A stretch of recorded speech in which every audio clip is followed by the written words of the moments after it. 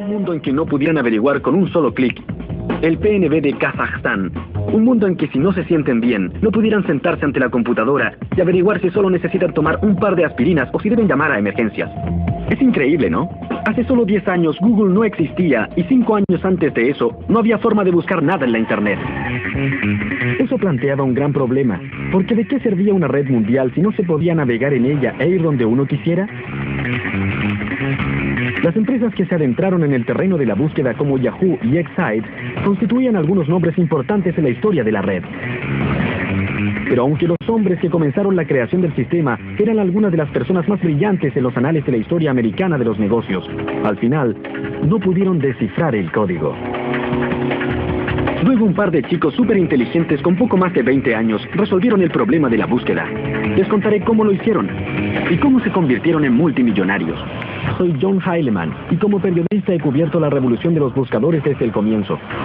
La historia que quiero contarles es sobre las innovaciones de alta tecnología que sustentaron esa revolución y sobre el enorme trastorno económico que desencadenó. Es una historia emocionante, llena de gran ambición y creatividad, llena de oportunidades aprovechadas y otras perdidas, maniobras secretas y reuniones que nunca se han conocido hasta ahora.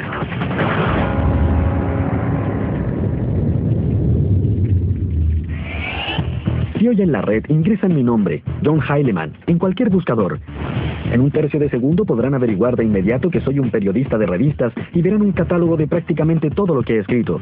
Considerando que hay más de 150 millones de sitios web y miles de millones de páginas web, la tecnología que hace posible esa búsqueda súper precisa es casi un milagro. Un milagro que la mayoría de nosotros da totalmente por descontado. Olvidamos que hace solo unos 10 años la red se veía así. Página tras página de textos y largas listas de frases subrayadas. Encontrar lo que uno estaba buscando era casi imposible. No había forma de buscar nada.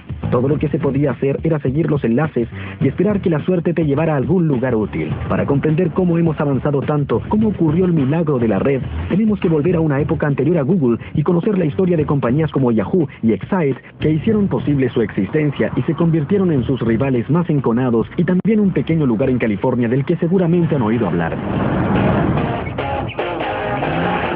Silicon Valley, California, un lugar de 50 kilómetros para la gente capaz de inventar el futuro y hacerse enormemente rica en el proceso. Es la sede de grandes nombres tecnológicos como Apple, Intel y Oracle. Pero el corazón de Silicon Valley, la verdadera fuente de riqueza de la industria de alta tecnología, el origen de infinitas ideas nuevas, no es una empresa, es la Universidad de Stanford y es aquí donde se pueden encontrar las raíces de la búsqueda. Tal vez piensen que les hablaré de algún laboratorio por aquí, con alumnos sobresalientes y un superprofesor que estaban inventando un nuevo chip mega rápido o una supercomputadora que conquistaría todo el valle en un segundo, lo que es cierto, pero eso no nos interesa. Lo que sí nos interesa es la historia de Jerry Yang y David Filo, a quienes su profesor dejó por su cuenta cuando él se tomó un año sabático. Profesor de ingeniería, en año sabático. Mientras Jerry y David buscaban qué hacer, se les ocurrió uno de los mejores negocios de los Estados Unidos y los hizo multimillonarios. Hoy su compañía se llama Yahoo y es uno de los sitios con más tráfico de la red. Todo comenzó cuando Jerry y David intentaron usar la Internet en forma solapada para ganar la liga de baloncesto Fantasía de Stanford. Ambos eran estudiantes de ingeniería eléctrica y tenían acceso a la red. La recorrieron trabajosamente, sitio por sitio, buscando información deportiva actualizada. David averiguó cómo ir a diferentes lugares para conseguir información sobre los partidos de la noche anterior. Consiguió todo. Lo comprimió y trató de averiguar si debíamos cambiar jugadores e intercambiarlos o lo que fuera. Es difícil imaginar algo más trivial que el baloncesto fantasía, pero al buscar información deportiva poco conocida en una extraña red llamada Internet, Jerry y David daban los primeros pasos en el camino de la búsqueda. En esa época competíamos con estudiantes de otros departamentos y tratábamos de usar la tecnología como algo que haría la diferencia. Los otros leían el periódico y ellos se guiaban por eso. Creo que no ganamos por mucho. No sé si ganamos. Ganamos. En verdad ganamos, pero fue por muy poco. No sé si la tecnología nos ayudó, pero fue un experimento divertido. No sorprende que la red de 1994 no ayudara mucho a Yang y Filo. Para comprender qué era esa cosa, para ver lo que la Internet ofrecía, había que tener una guía, algún tipo de directorio que te pudiera ayudar a navegar por ella. Era una idea algo simple, pero brillante. Un directorio que pudiera mostrar a los usuarios novatos cómo encontrar cosas buenas en ese nuevo mundo electrónico.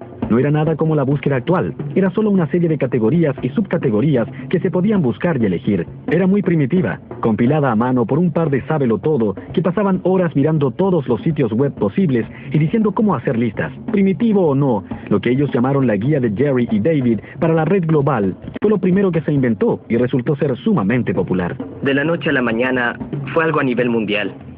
Millones de usuarios recurrían al sitio. Los jóvenes pronto se dieron cuenta de que necesitaban un nombre más corto, más atractivo, que sonara un poco más emocionante. ¡Yahoo! Yahoo fue una gran idea, pero eso no es suficiente para convertirse en una gran compañía. Se requiere dinero, y mucho. Pero como todos saben, el dinero abunda en Silicon Valley. La mayor parte proviene de estos edificios a lo largo de Sand Hill Road, oficinas de muchos de los legendarios capitalistas del valle.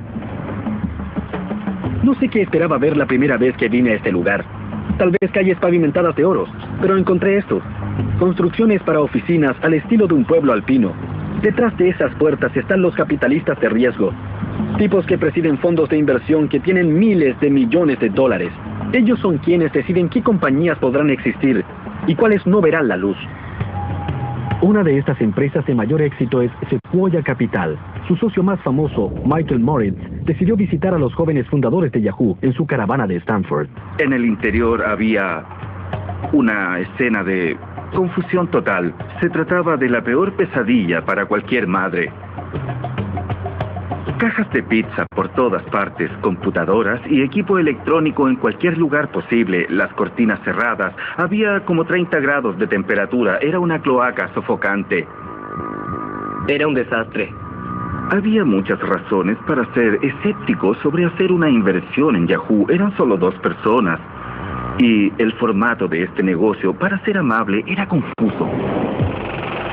Lo que Moritz no podía ignorar era el potencial del directorio de Philo y Young. Nos pareció sumamente evidente que cualquiera que ofreciera un servicio que actuara como guía para desentrañar cosas que eran muy difíciles de encontrar, con el correr del tiempo, tendría el potencial de llegar a ocupar un terreno estratégico. Moritz invirtió $2 millones en el sitio de Young y Philo, pero era un riesgo que se basaba casi en un presentimiento. Había gran cantidad de gente visitando el sitio de Yahoo, pero no era en absoluto obvio de dónde vendrían las ganancias. Teníamos una compañía, pero debíamos intentar ganar dinero, porque no teníamos ingresos. En realidad, era aún peor. En esa época nadie en el planeta sabía cómo ganar dinero en la Internet, pero Yahoo cambiaría todo eso, y en esa forma ayudaría a lanzar la fiebre del oro que pronto sumergiría a toda la red. En el año 2007, compañías buscadoras como Yahoo y Google generaron miles de millones de dólares en ingresos y ganancias, siendo la envidia de todos los empresarios del mundo.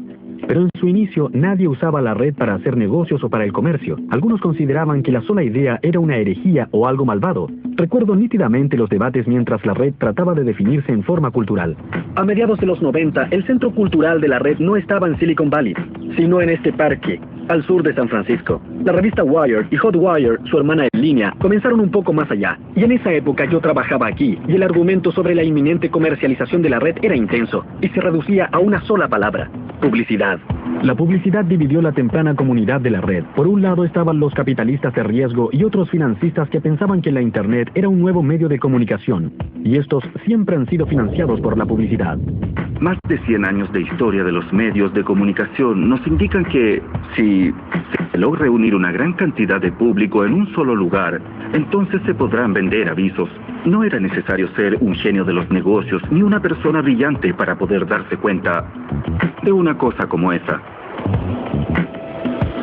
Por otro lado estaban los utópicos, gente que veía la red como un lugar que prometía libertad. No era un ambiente comercial, la gente no era gente de negocios. Era solo un grupo de estudiantes universitarios, investigadores que estaban experimentando con todo esto. Pero Young y Philo habían aceptado el capital. La idea era hacer un negocio, encontrar la forma para que Yahoo generara dinero, como fuera. Jerry y David estaban muy preocupados por las ramificaciones y las repercusiones de poner avisos en su sitio por temor a que eso fuera malo para los usuarios y que estos se rebelaran. Era un dilema muy serio para los fundadores de Yahoo. Si aceptaban la publicidad, perderían la simpatía de los usuarios, pero no había otras opciones viables. ¿Qué se podía hacer? En ese momento la publicidad parecía ser la mejor opción, pero estábamos algo preocupados. Fue muy difícil, muy difícil. No teníamos idea de cómo se iba a recibir, si habría repercusiones, si ello fomentaría mucho cinismo acerca de lo que los intereses comerciales podían hacerle a ese medio ambiente utópico de información. A fines de 1995, Yahoo comenzó a aceptar avisos, y luego contuvieron la respiración y cruzaron los dedos. Los primeros avisos los pusimos con cierto temor, pero nos preocupaba si daría resultado. Pero la agonía resultó ser en vano. Los usuarios de Yahoo siguieron multiplicándose, y a más usuarios, más avisadores pagando más dinero para poner sus avisos dirigidos al creciente número de personas que los veían. Por primera vez, Yahoo había demostrado que era posible hacer dinero en la red. Fue un momento crucial de la historia y significaba una cosa. Había comenzado el boom de la red. Fue algo así como cuando se da la partida en una carrera. Para el año 1996, Yahoo enfrentaba varios rivales que estaban ganando terreno. Infosec, Altavista, Lycos. Pero el rival más temible de Yahoo era una compañía llamada Excite. Superficialmente, Excite se parecía mucho a Yahoo. Era otra compañía de búsqueda que comenzaba por otro grupo de chicos de Stanford. Funcionaban en una pequeña casa, en vez de una casa rodante de universitarios. Pero la tecnología desarrollada por Excite era bastante más sofisticada que la que tenía Yahoo. En vez de una lista de sitios, compilada y clasificada en categorías por seres humanos, Excite era puro software. Cuando se escribía la pregunta, el servicio revisaba la red buscando páginas que tuvieran la palabra ingresada. Era una versión más rudimentaria de lo que hoy consideramos una búsqueda. Cuando empezamos, éramos el número 17 en una carrera de 17 caballos. Y sabíamos que en un año más seríamos número 1 o 2 o que estaríamos muertos. La avaricia dominó todo. La ambición, el entusiasmo eran evidentes. En 1997, la Internet estallaba, mientras millones de personas se ponían en línea para ver de qué se trataba todo esto. Compañías como Yahoo y Excite estaban muy ocupadas convirtiéndose en lo que se conoció como portales, lugares llenos de diversión, correo electrónicos y salas de chat.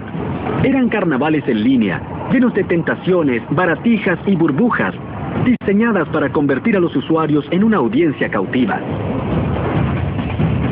Hizo que todos se dedicaran a la innovación extrema, a la competencia extrema, y terminó siendo una forma de vida muy intensa e insostenible. Era un golpe tras otro. Nosotros lanzábamos la personalización y Yahoo también lo hacía. Yahoo lanzaba el correo electrónico y nosotros también. Uso Yahoo para escribir un libro sobre chasquear los dedos. Los primeros años fueron un tanto confusos. Nadie sabía la dimensión que alcanzaría. ¡Muy bien!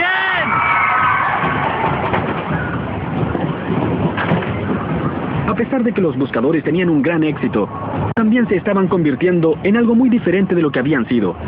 Al concentrarse solo en los brillos, perdieron la perspectiva de lo que los usuarios querían en primer lugar: encontrar cosas en una red más extensa. En otras palabras, los buscadores dejaron de preocuparse de la búsqueda.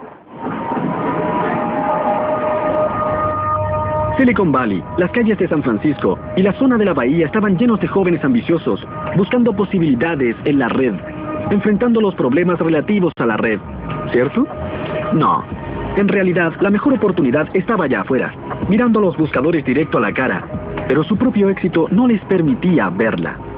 Para decirlo francamente, el problema era que cuando se trataba de buscar información importante en la red, Yahoo, Excite y el resto de las llamadas compañías buscadoras en verdad eran pésimas. Podías pasar todo el día ingresando diferentes combinaciones de palabras para encontrar lo que buscabas sin tener éxito. La mayoría de los resultados que conseguías eran enlaces a sitios que trataban de vender algo que no querías o que a menudo era basura. En resumen, el mundo estaba ávido de una forma de buscar en la red. Por supuesto, ello vino de la misma institución que ya había producido Yahoo y Excite, Stanford. Una vez más, el nombre de la compañía era otra tontería: Google. Un derivado de la palabra Google, un término matemático de 10 elevado a la centésima potencia, y una vez más, los fundadores eran un par de sábelotodo escasamente socializados, Larry Page y Sergey Brin. Se conocieron en la primavera de 1996, en una gira guiada por San Francisco para alumnos de posgrado de Stanford. Sergey guiaba la gira, un chico ruso-americano con una actitud afectada.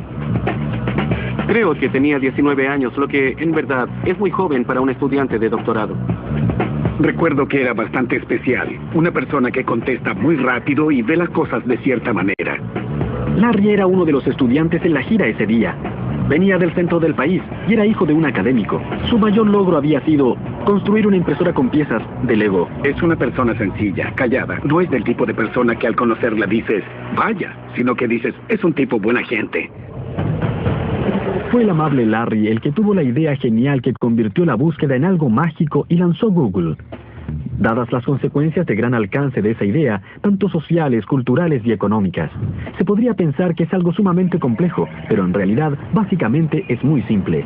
Su idea comenzó con la noción de que la red era un continuo concurso de popularidad por sí misma, y que el número de veces que una página web era vinculada con otros sitios, esto podía medir la posible utilidad y relevancia. Page creía que un enlace de un sitio a otro era una especie de recomendación, y él y Brin construyeron el primer motor de búsqueda de Google basándose en esa idea, como lo indicaron en un artículo académico de 1998 que ahora es famoso, comillas. En esencia, Google interpreta un enlace de la página A a la página B. Con un voto a la página A por la página B, Google evalúa la importancia de la página por los votos que recibe, cierre comillas. En otras palabras, cuando un sitio, por ejemplo, de Abraham Lincoln, ha sido enlazado 15 millones de veces, eso significa que muchísima gente lo ha encontrado útil. Otro sitio sobre Lincoln, que ha sido enlazado, digamos, 11 veces prácticamente, no ha impresionado a nadie. Page y Brin siguieron ese camino para construir su buscador, basándose en los enlaces para encontrar las páginas más importantes. La idea de Larry de contar los enlaces era sencilla, pero brillante. Sería la base del increíble éxito de Google, pero ¿lo comprendió Larry en ese momento? Claro que no. La primera persona en ver a Google en acción fue uno de los profesores de computación de los chicos, Héctor García Molina. Jugamos un momento en mi oficina viendo la cuenta de enlaces, de cuántas páginas se conectan con tu página. Enlaces interesantes. Miramos la portada de Stanford y la comparamos con otros departamentos, o con el MIT, o Berkeley, que son nuestros competidores. Y nos divertimos mucho viendo cuál de esas páginas era más importante que las otras porque era más requerida por el público. Cuando Larry y Sergey lanzaron Google en la red de Stanford, todos se dieron cuenta de que era algo especial. Era un motor de búsqueda que se ocupaba de buscar. Desde su oficina de estudiantes de posgrado, que se ve por primera vez en estas imágenes, Page y Brin lucharon por manejar la gran popularidad de su maravillosa innovación. Había tanto tráfico hacia Google que casi llevó a toda la red internet de la Universidad de Stanford al colapso. Así que la administración de la universidad dijo, deben mudarse fuera del campus. Stanford ya no era de utilidad para Larry y Sergey. Era tiempo de dejar el campus y trasladarse a Silicon Valley a buscar dinero para convertir su idea en una compañía oficial. Así se unirían a los miles de aspirantes a empresarios en busca de fama y fortuna en la zona .com de Silicon Valley, aunque las probabilidades estaban en su contra. Hoy vemos a Google con un valor de mercado de más de $200 mil millones. Su enorme sede en Silicon Valley y su influencia en los cambios culturales, y suponemos que los inversores deben haber golpeado a su puerta, en especial en la época de la burbuja.com, cuando algunas de las ideas más absurdas recibían mucho dinero. Pero en esa época, la reacción entre los hombres que tenían el dinero no era decir, sí, no hay problema, sino que era, oh, vamos. ¿Otro motor de búsqueda? Una de las pocas voces que disentían en este coro de dudas era la de Vinod Khosla, un capitalista de riesgo de gran éxito, gurú tecnológico y uno de los cofundadores de Sun Microsystems. Los conocí, me cayeron muy bien y les dije que quería trabajar con ellos de alguna forma, así que los presenté en Excite. Y dije, este es un excelente buscador con un enfoque mejor. Para Khosla, la lógica era muy sencilla. En esa época era un inversionista en la compañía de búsqueda Excite, y pensó que si Excite compraba o conseguía la licencia de la tecnología de búsqueda de Google, eso les daría una ventaja contra su archirrival Yahoo, que ganaba toda batalla contra sus oponentes en la guerra de los portales. Si Excite no quería ser aplastado por los ejércitos de Yang y Philo, necesitaba más municiones. Cualquier comandante militar dirá que la clave para ganar una guerra es formar alianzas adecuadas. Con la esperanza de que Excite se uniera a Google, Khosla reunió a Graham Spencer, el jefe tecnológico de Excite, y también a Larry y Sergey en este restaurante de sushi. Los chicos de Google llegaron con la esperanza de asegurar la supervivencia de su proyecto. Comprobaron que sus resultados en la búsqueda eran mucho mejor que los de Excite. Trajeron sus laptops y le mostraron los resultados a Spencer.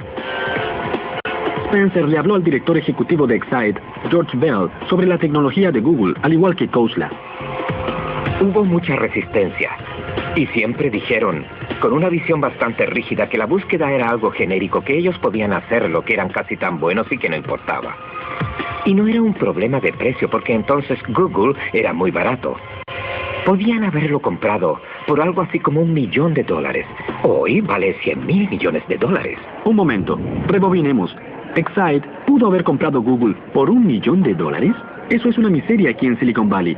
La compañía había rechazado lo que para ellos habría sido el negocio del siglo. A largo plazo, lo es. Alzo mi mano y digo, soy necio. Pero la gente no creía que se podía hacer dinero con la búsqueda. Tal vez creía que se podía ganar algo de dinero, pero nadie pensaba que era un dineral. Pero para ser honesto, es un dineral. Lo es. Pero no fue solo Excite el que no logró darse cuenta del potencial de Google. Todas las compañías de búsqueda de Silicon Valley lo rechazaron. Cada vez más frustrados, Larry y Sergey hablaron con uno de sus profesores de Stanford, que también era un empresario ocasional, un hombre llamado David Cheriton. Creo que querían una suma bastante modesta de dinero, algo así como $1 millón, y yo había ganado algo de dinero con una compañía nueva que luego compró Cisco, y además trabajaba con Andy Bechtolsheim, un inversionista de Silicon Valley bastante conocido. David me llamó y me dijo que en verdad tenía que conocer a esos chicos de Google y yo fui a su casa. Era una hermosa mañana soleada de verano. Larry y Sergey estaban desesperados. Si David Cheriton y Andy Bechtolsheim no veían el potencial de Google, probablemente era hora de que los chicos regresaran a sus estudios. Larry fue el primero en llegar, luego llegó Sergey y al final apareció Andy en su auto Porsche. Cuando llegué a casa de David, Larry y Sergey ya estaban ahí y comenzaron de inmediato a hacerme una demostración. Conocimos a ese hombre. Le dio una mirada rápida a nuestro motor de búsqueda y conversamos un poco. Le hicieron una demostración de Google, de cómo iniciar una búsqueda, de la sección voy a tener suerte y toda esa clase de cosas. De inmediato me pareció que era evidente que era una muy buena idea. Creo que Andy se convenció muy rápidamente de todo. De hecho, creo que es la mejor idea que he visto en toda mi vida.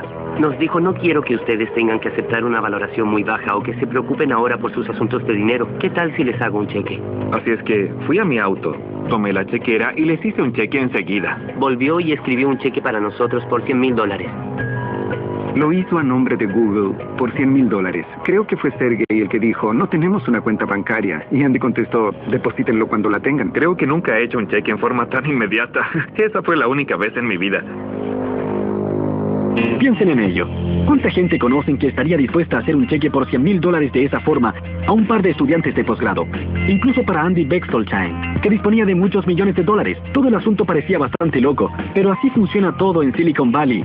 Por eso les decían ángeles a los primeros inversores, porque se dedicaban a hacer pequeños milagros. Andy realmente depositó mucha confianza en ellos. Confió en que no se fueran a México con el dinero, pero recuerdo que se fueron con un nivel bastante alto de entusiasmo, dando la impresión de que lo harían. A la inversión de Bechtolsheim le siguieron cheques de otros ángeles que totalizaron $1 millón. $1 millón debió parecerles mucho dinero a dos estudiantes que subsistían de comida rápida. Pero muy pronto Larry y Sergey se darían cuenta de que $1 millón no era nada para Silicon Valley. Este hombre de figura delgada como Clark Kent es John Doerr. Es posiblemente el capitalista más famoso y de mayor éxito de Silicon Valley. Y ha financiado a Sun, Compaq, Netscape y Amazon.com. Es oficialmente el hombre con el toque de Midas. De modo que seguramente era inevitable que Page y Brin terminaran frente a su puerta.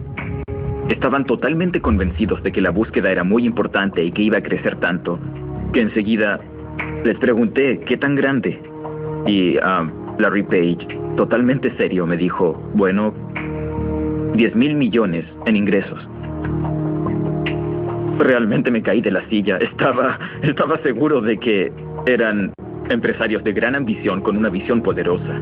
Habían unas cosas que a John Doerr le importaban más que las ambiciones desmesuradas. E incluso en esa época Page y Brin tenían ambiciones que harían ruborizarse a cualquier mortal. Querían literalmente organizar toda la información del mundo y hacer que fuera posible de encontrar en forma universalmente accesible. ¡Wow! A comienzos de 1999, John Doerr me llamó para que viniera a su oficina porque deseaba mostrarme algo. No tenía idea de lo que estaba hablando, pero cuando John Doerr llama, uno va. Me dijo que me sentara detrás de este escritorio y que había invertido en una nueva compañía, en una empresa de búsqueda. Se dio vuelta hacia su computadora, encendió el navegador y me mostró un sitio del que nunca había escuchado, google.com. La diferencia era asombrosa, al igual que la gran sencillez de Google, y los resultados fueron notablemente acertados. Giré hacia Doerr y le dije, ¡wow! Es impresionante, pero no hay avisos a los costados ni nada que se le parezca. ¿Cómo podrá ganar dinero esta cosa? Doerr me contestó, estos chicos resolverán el problema más difícil de la Internet, y si no podemos ver cómo hacer dinero con ello, no deberíamos estar en este negocio. Pero ingeniárselas para ver cómo convertir a Google en una empresa rentable no fue nada fácil. Y mientras los días se convertían en meses sin un modelo de negocio definido, los capitalistas estaban cada vez más intranquilos. Nadie contaba con medios para mantenerse asociado a Google. No había dinero cambiando de manos.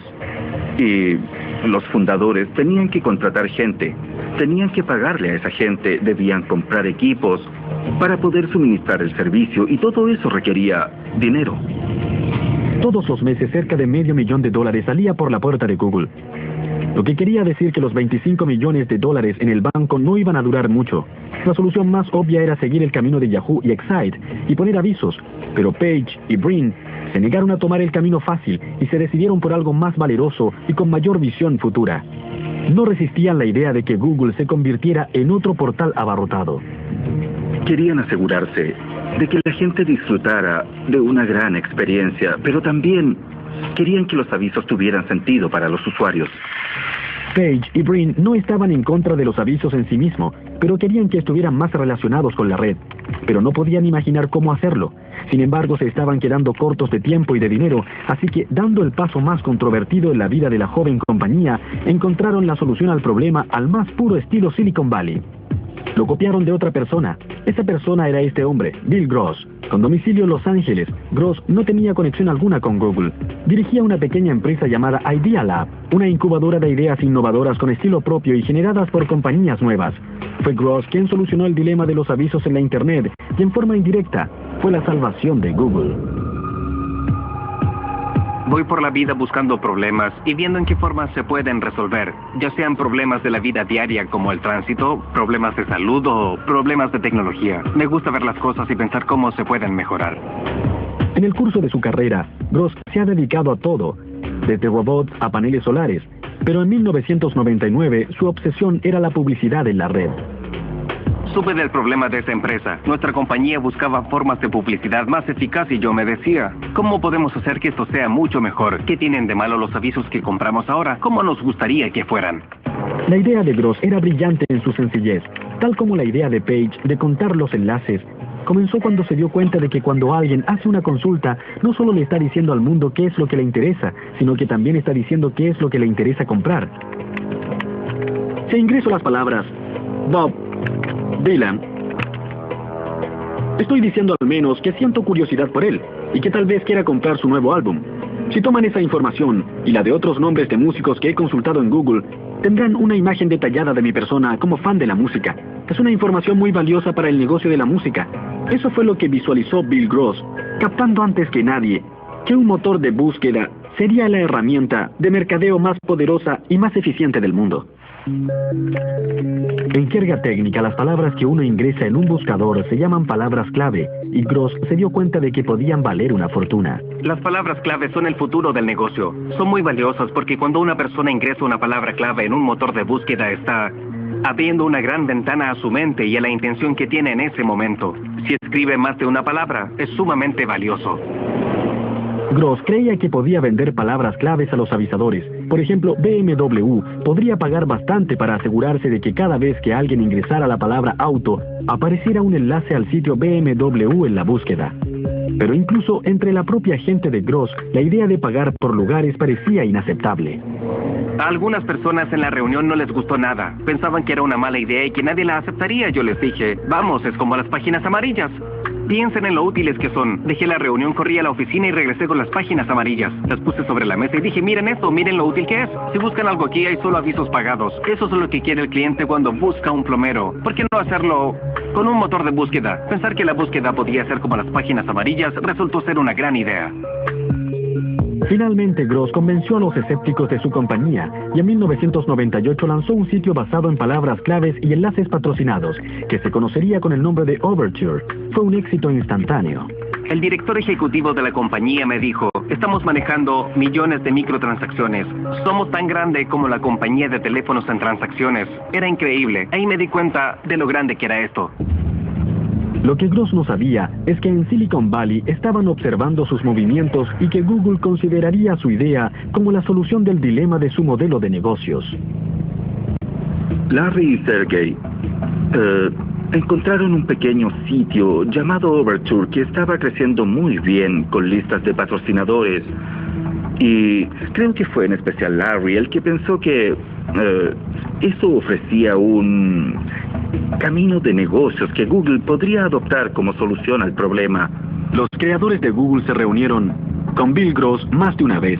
Gran parte de la historia de los negocios se determina en reuniones privadas, entre titanes a puerta cerrada. Conocí a Larry y Sergey y hablamos con ellos sobre encontrar alguna forma de unir la gran monitorización que tenía GoTo y los increíbles resultados de búsqueda que obtenía Google. Hablamos varias veces de diferentes formas de incorporar ambas cosas. A veces las reuniones terminan con ambas partes saliendo del brazo, pero otras veces no es así. Y eso pasó con Google y Overture. Lo que ocurrió exactamente sigue siendo un misterio, pero tenemos una idea muy clara. Primero, Larry y Sergey dejaron las reuniones sin llegar a ningún acuerdo, y un poco más tarde, Google lanzó un servicio llamado AdWords, que era sumamente parecido a Overture. ¿Les parece sospechoso? Claro que sí. Gross demandó a Google por ese parecido y la apropiación que sugería, pero finalmente ambas partes llegaron a un acuerdo fuera de los tribunales. Una cosa es segura, el arreglo incluía suficiente dinero en acciones de Google, hecho que contentó mucho a Bill Gross. Pensamos que podía ser algo bueno, pero nunca creímos que tendría ese impacto y ese alcance y que se convertiría en un valioso modelo económico en línea. Google hizo cambios importantes a la idea original de Gross.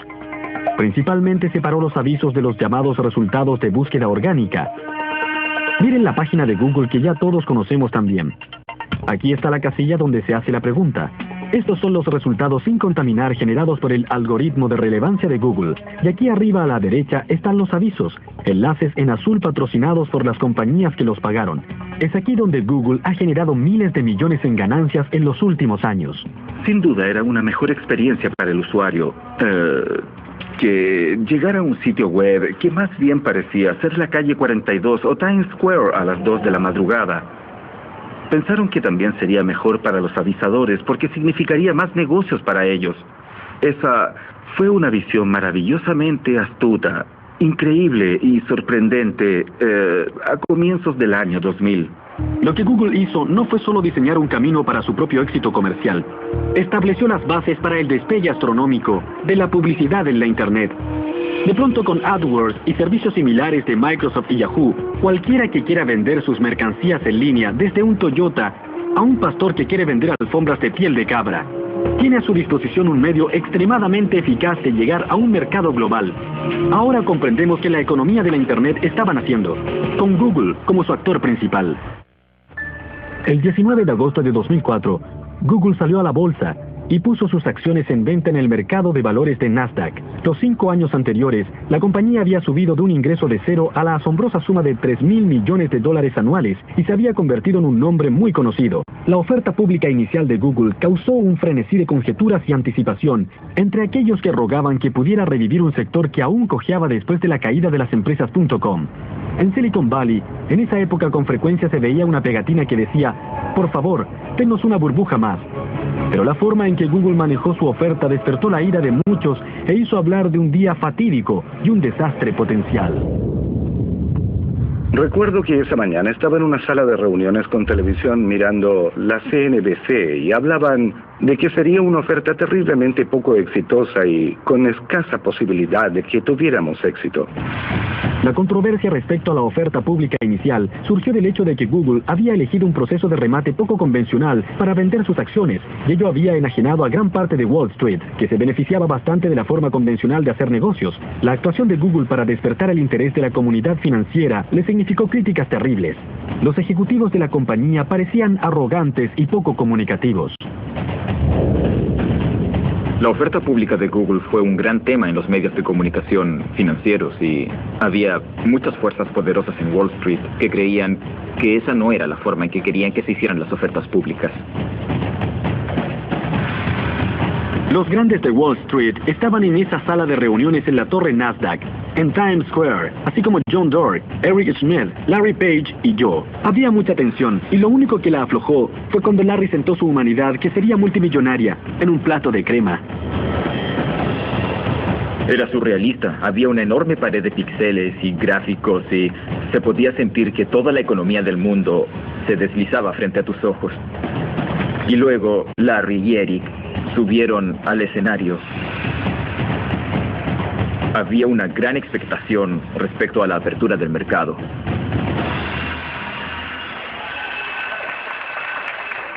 Y después comenzó.